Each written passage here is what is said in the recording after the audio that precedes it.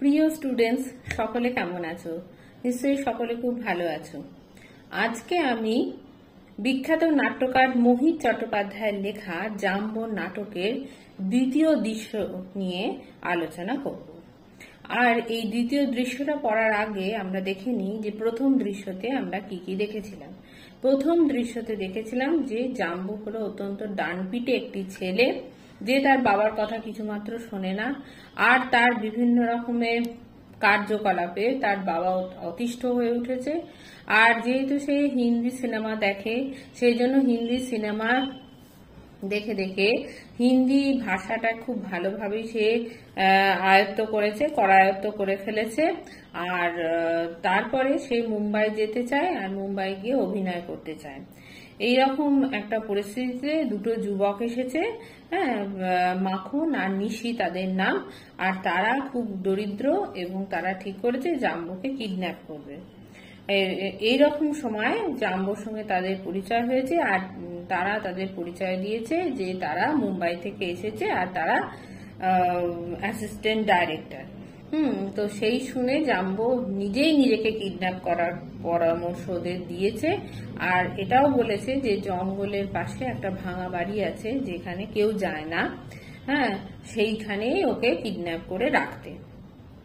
তারপরে তারা তিনজনে সেইখানে গেছে। এই পর্যন্ত হয়েছিল প্রথম দৃশ্যটা। চলে আসি দ্বিতীয় দৃশ্যে।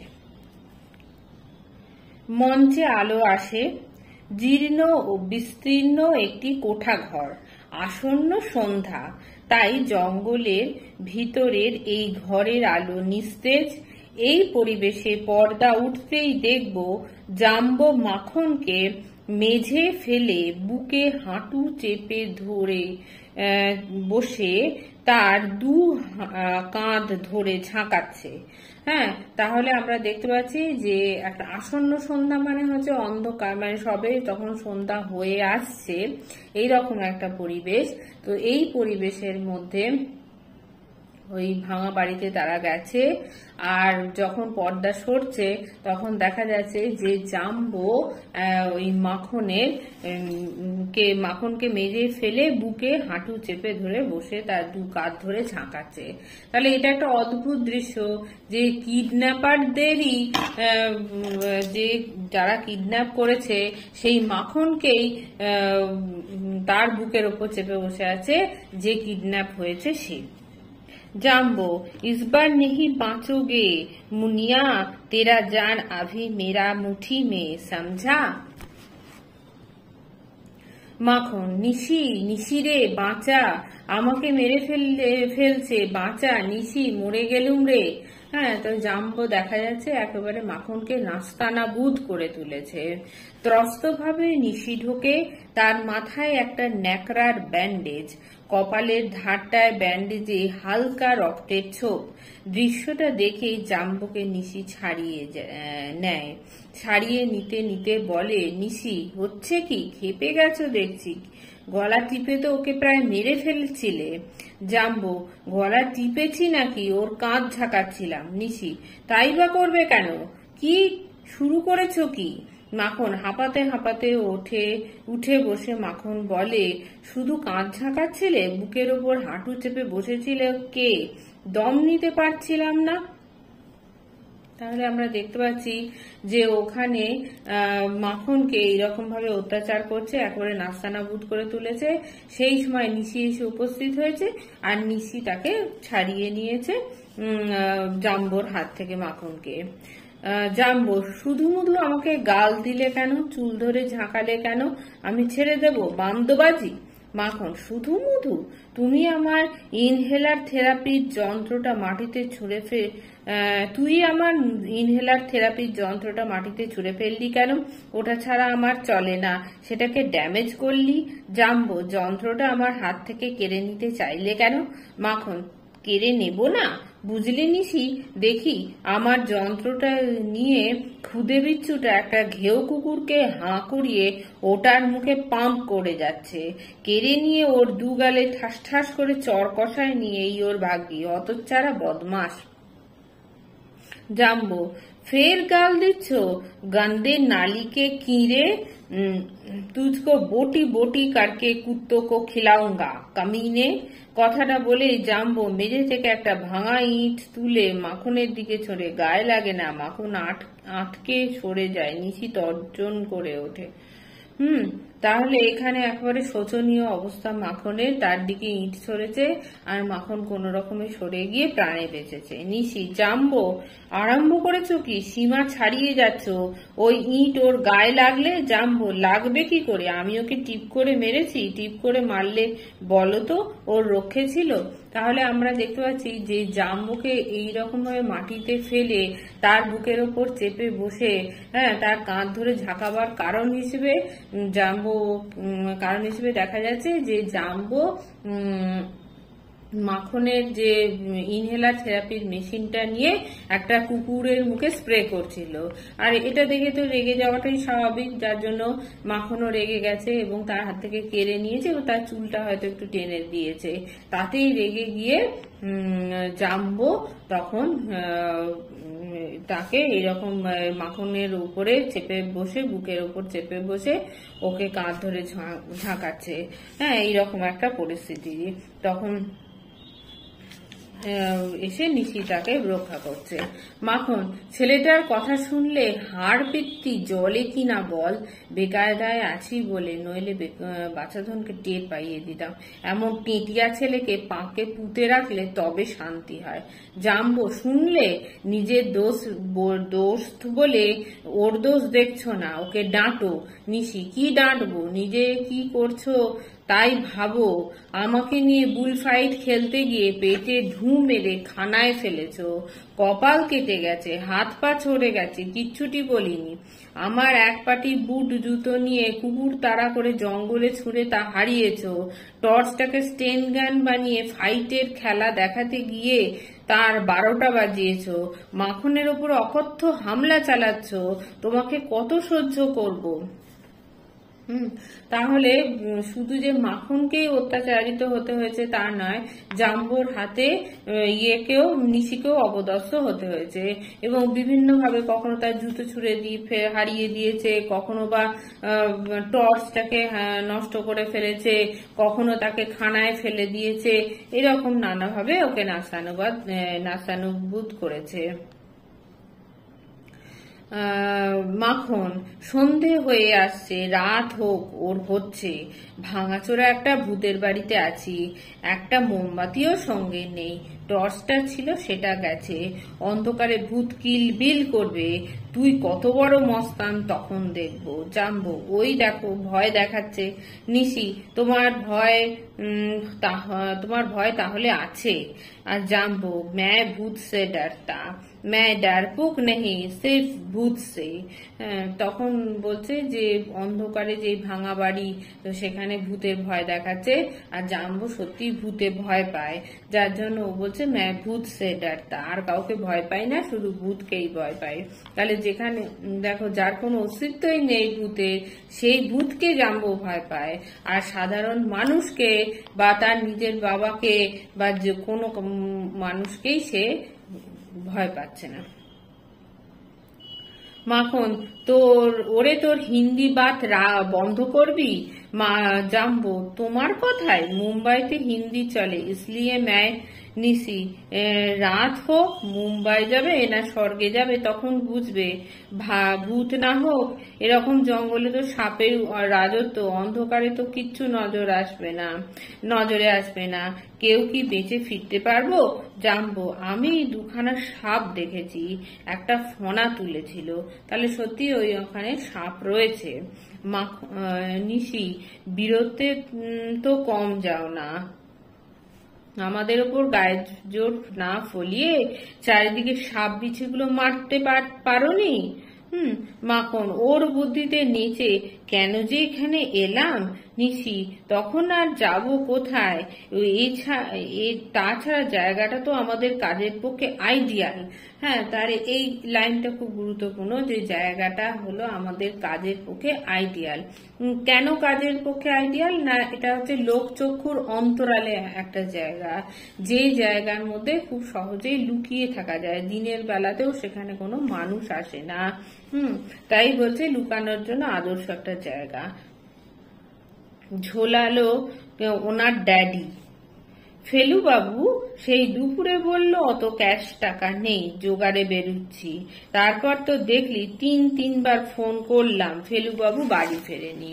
হ্যাঁ, তাহলে দেখা যাচ্ছে যে নিশি ফেলুবাবুর কাছে টাকা চেয়েছে, আর ফেলুবাবু বলেছে যে অত টাকা জোগাড় করতে পারিনি, তাই একটু সময় চেয়েছে।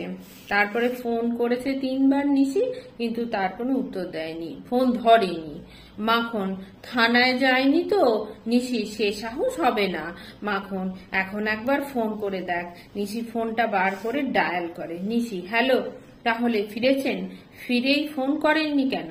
শুনুন, অত ধৈর্য আমাদের নেই, বড়জোর আর 1 ঘন্টা সময় আপনাকে দিতে পারি। মাঠের ধারে তেঁতুল তলায় টাকা নিয়ে একা আসবেন। টাকা নেব, আর 20 মিনিটের মধ্যে ছেলে আপনার ঘরে ফিরবে। হ্যাঁ, বলুন। জাম্বো নিশির চিবুকটা নিজের দিকে ঘোরায়, ফিসফিসিয়ে বলে, জাম্বো, ঘরে ফিরবো না তো মুম্বাই যাব যে। নিশি হাতের ভঙ্গিতে আশ্বস্ত করে। সমঝা? ড্যাডিকে চুক্তি দিচ্ছ তো? নিশি মাথা নেড়ে হ্যাঁ জানায়। ঠিক হ্যাঁ। নিশি ফোনে, কি বলছেন? কাল দুপুরের আগে পারছেন না? অসম্ভব, ততক্ষণ আমরা বাঁচবো না। মানে আপনার ছেলেকে আমরা বাঁচিয়ে রাখতে পারবো না। আসলে সত্যি কথাটাই বলে ফেলেছিল যে জাম্বোর হাতে আমাদের প্রায় মৃতপ্রায় অবস্থা হয়েছে, আমরা বাঁচবো না। তারপরে আবার কথা ঘুরিয়ে বলছে যে আপনার ছেলেকে আমরা বাঁচতে দেব না। জাম্বো আবার নিশির দৃষ্টি আকর্ষণ করে তার হাতে আলতো টোকা দিয়ে নিচু গলায় বলে, জাম্বো, मैं थोड़ा कुछ ड्रामा करूं? বলেই ফোনের কাছে মুখ নিয়ে ভয়ার্ত কান্না জড়িয়ে বলতে থাকে, ড্যাডি ড্যাডি, মাম্মি জলদি সে রুপিয়া দিয়ে দাও ড্যাডি, আমার বুকে বন্দুক ঠেকিয়ে রেখেছে, বাঁচাও ড্যাডি, বলছে টাকা না পেলে জান নেবে, তোমাদের কাছে নিয়ে যাও মাম্মি, এরা বহুত খতরনাক। কোথায় আছি? নিজেই নিজের মুখ চেপে ধরেছে। ড্যাডি, মাম্মি কথা বলতে দিচ্ছে না। ফোনের কাছ থেকে সরে গিয়ে চোখ মোটকে বলে, অ্যাক্টিং দেখা মেরা। ওরা হতবাক। ফোনে নিশি বলে, নিশি, তাহলে কখন টাকা পাচ্ছি? হ্যাঁ বলুন, কাল সকালে? ছেলের কান্না শুনে কাল দুপুরটা সকাল হয়ে গেল। সকাল ছাড়া পারছেন না? সকালে আপনার হাতে টাকা আসছে, ঠিক আছে, ওটাই ফাইনাল। কথার একটু নড়চড় হলে আপনাকে কিছুই দিতে হবে না, আমরাই আপনাকে দেব আপনার ছেলের ডেড বডি। ফোনটা বন্ধ করে, কাল সকালে কে একজন ওকে টাকা দিয়ে যাবে। আজকে শত চেষ্টাতেও জোগাড় করতে পারিনি, বলে দিল পুলিশকে কিছু জানায়নি। অগাতা সকাল পর্যন্ত অপেক্ষা করতেই হচ্ছে। মাখন, তাছাড়া উপায়টাই বাকি। নিশি, জাম্বোকে বাড়িয়া খেল দেখিয়েছ। তাহলে আমরা দেখতে পাচ্ছি যে জাম্বো বাবার কাছ থেকে টাকা চেয়েছে, কিন্তু ওর বাবা বলেছে যে পরের দিন সকালের আগে সে টাকা জোগাড় করতে সে পারবে না, পরের দিন সকাল পর্যন্ত তাদের অপেক্ষা করতে হবে, কারণ পরের দিন সকালে আনন্দবাবুকে কে একজন টাকা দিয়ে যাবে, তারপরে সেই টাকাটা ওরা আনন্দবাবু এই নিশি আর মাখনকে দিতে আসবে। আর পুলিশকে যে জানায়নি সে ব্যাপারেও সে আশ্বস্ত করলো। মাঝখানে আমরা দেখেছি জাম্বো একটুখানি অভিনয় করলো ফোনে, যে অভিনয় করে বলল যে সে এখানে আটকে রেখেছে তাকে। মাখন, তাছাড়া উপায়টাই বাকি। নিশি জাম্বোকে বাড়িয়া খেল দেখিয়েছ। জাম্বো, রুক যা বেওকুফ, পিকচারে লাডলি বলে ছেলেটা এরকমই ড্রামা করছিল। নিশি, সেটা লাগিয়ে দিলে? জব্বর লাগিয়েছ। মাখন, রুক যা বেওকুফ, ছবি দেখছি, জবাব নেই, একবার দেখে নিতে হচ্ছে। ইতিমধ্যে ঘরে অন্ধকার বেড়ে গেছে। নিশি, দেখার কি সুযোগ পাবি? ঘর কেমন অন্ধকার হয়ে আসছে দেখছিস? না আছে আলো, না শোয়া বসার জায়গা। খাওয়া দাওয়ার কথা না হয় ছেড়েই দিলাম, একটু জল তো খেতে হবে। মাখন, 1 বোতল জল ছিল, তা তো এই জাম্বো জেটের ফুয়েল হয়ে গেছে, একাই সাবার করেছে। আমি তো 2-1 ঢোক খেয়েছি, তুই তো গলা শুকিয়েই আছিস। মানে ওদের কাছে কিছু জল ছিল, কিন্তু সেই জল জাম্বো সব বেশিরভাগই খেয়ে নিয়েছে। 2-1 ঢোক মাখন খেয়েছে, কিন্তু কিছুই জল খায়নি। নিশি একদম মানে জল একটুও খায়নি। আর জাম্বোকে জেটের সঙ্গে তুলনা করা হয়েছে, যে জাম্বো জেট বলেছে। আর জেট প্লেন চালাতে হলে যে ফুয়েল দরকার বা যে জ্বালানি বা তেল যেটা লাগবে, সেইটা জ্বালানি বলতে এখানে জলকে বলা হয়েছে। মানে জাম্বোর জন্য সব জলটাই ব্যবহার হয়ে গেছে, সব জলই জাম্বো খেয়ে নিয়েছে। নিশি, এখান থেকে বেরোনো তো ঠিক হবে না, নয়তো জোগাড় করে নেওয়া যেত। জাম্বো, পেট পুজোকে লিয়ে থোড়াসা। মাখন চোটে, থোড়াসা কি? पेट पूजो के लिए गाजर का हलवा, आलू का पराठा ना चाइनीज चीज কি চাও? নিজের আঙুলটা মুখে পুরে চুষতে থাকো। যে খাবার দাবার সঙ্গে ছিল তার 12 আনাই তো তোমাকেই নৈবেদ্য সাজিয়ে ভোগ দেওয়া হয়েছে। তাছাড়া এই জঙ্গলের পেয়ারা গাছ থেকে কম করে গোটা 10 কাঁচা পেয়ারা চিবিয়েছ। তার ওপর আর খাই খাই করো না, এর ওপর আর খাই খাই করো না। গণেশ ঠাকুরের মতো একটা উদর নিয়ে জন্মালে অনেক সমস্যা পোহাতে হয়। মানে এখানে দেখা যাচ্ছে উদর বলতে পেট। গণেশ ঠাকুরের যেরকম একটা পেট থাকে, হ্যাঁ, উঁচু পেট, সেই রকমই জাম্বোরও সেই রকম পেট রয়েছে। কারণ প্রথমেই বলা ছিল জাম্বো একটু হিষ্টপুষ্ট মোটা সোটা, কিন্তু তার গায়ে খুব জোর। আর তার পেট হচ্ছে গণেশ ঠাকুরের মতো তার পেট, কিন্তু সে প্রচুর খেয়েছে।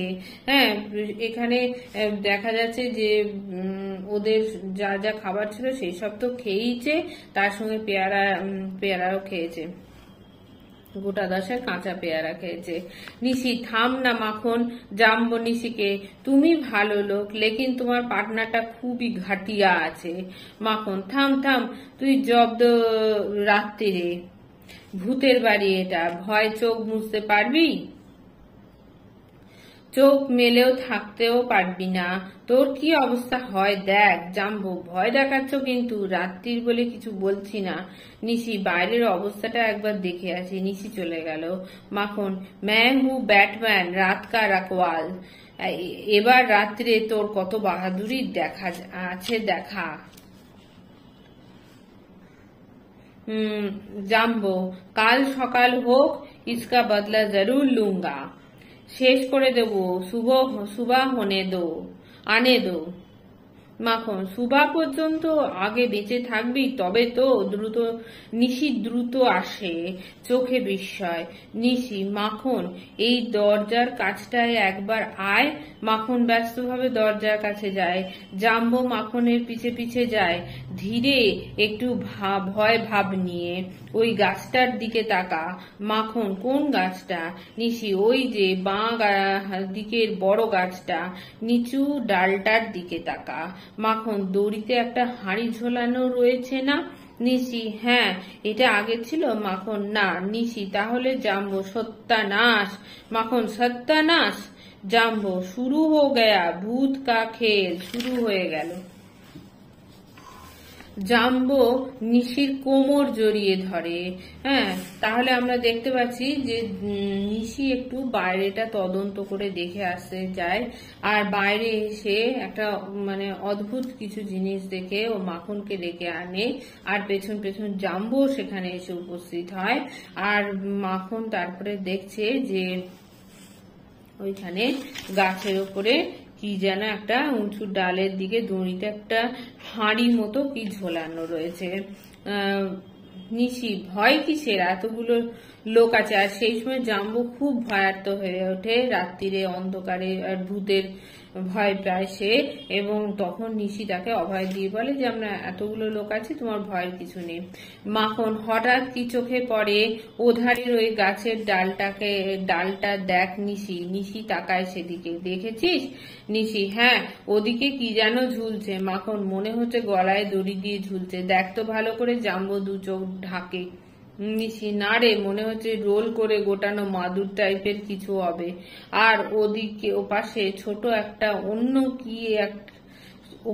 ছোট মতো অন্য কি একটা ঝুলছে, তার নজর আসছে না। জাম্বো, দরজার কাছ থেকে ভেতরে চলো না। মাখন, তুই জানা। জাম্বো, একলা যাব না। নিশি, চলো ভেতরে চলো। আশ্চর্য, এসব এলো কোত্থেকে? মাখন, সত্যি সত্যি ভুতুরে কাণ্ডরে। ওরা ভেতরে চলে যায়। তাহলে তো তারা দেখছে যে দড়ি দিয়ে একটা হাঁড়ি মতো কি ঝোলানো রয়েছে, মাদুরের মতো গোটানো কি একটা রয়েছে, এইগুলো দেখছে তারা। নিশি, দিনে সারা জঙ্গলের কোথাও কোনো লোকজনের হদিশই পায়নি, এসব রাখলো কে? শেষ অবধি কি ভূতে বিশ্বাস করতে হবে? মাখন, ভয় দেখাবার জন্য কেউ এসব করছে না তো? নিশি, কি জানি, কিন্তু কেন ভয় দেখাবে? মাখন, এটা হয়তো কারুর আস্তানা, আমরা সেটা দখল করে আছি। নিশি, এখানে কেউ আস্তানা করে? মাখন, কোনো বাজে ধরনের লোক। নিশি, তাহলে সে এসে তো আমাদের ছাঁচাবে, তাড়িয়ে দেবে বা হামলা করবে। মাখন, তাহলে ব্যাপারটা কি? দরজার কাছে কিছু একটা রাখার শব্দ শুনে ওরা তিনজন সন্ত্রস্ত ভাবে তাকায়। দেখে ছোট একটা মাটির কলসি অলক্ষ্যে রাখা রয়েছে। ওদের বিস্ময় আরো বাড়ে। আবার কলসি এলো রে নিশি। তাহলে আমরা দেখছি যে এখানে তারা ভাবছে যে এরকম ভৌতিক কাণ্ড, হ্যাঁ, কিন্তু ওখানে তারা বলছে যে ওই যেখানে তারা রয়েছে সেই অন্ধকার যে বাড়িটা, সেই বাড়িটা হয়তো কোনো খারাপ লোকের, কোনো বাজে লোকের বাড়ি, যারা আমাদের এখান থেকে তাড়াতে চাইছে। তখন নিশি বলছে যদি তাড়াবার হতো তাহলে তো তারা তাকে শাসাতো, তাদের উপর হামলা করতো, দিয়ে তাদের তাড়িয়ে দিত, কিন্তু এইভাবে তো তারা আশ্চর্য সব নানা রকম ঘটনা ঘটাতো না। তারপরে দেখলো যে তারা তিনজন দরজার দিকে তাকিয়ে আরো বিস্মিত হয়ে গেল। দেখলো আবার সেখানে একটা কলসি রয়েছে। নিশি এবার গাছে নয়, একেবারে ঘরে এসে হাজির। জাম্বো, ভয় করছে, খুব ভয় করছে আমার। মাখন, চোখ বুজে কানে আঙুল দিয়ে থাকো। জাম্বো তাই করে। হঠাৎ রোল করা মাদুরটা দরজা দিয়ে ঘরের মেঝের ওপরে এসে পড়ে। তারপরে এক বান্ডিল মোম।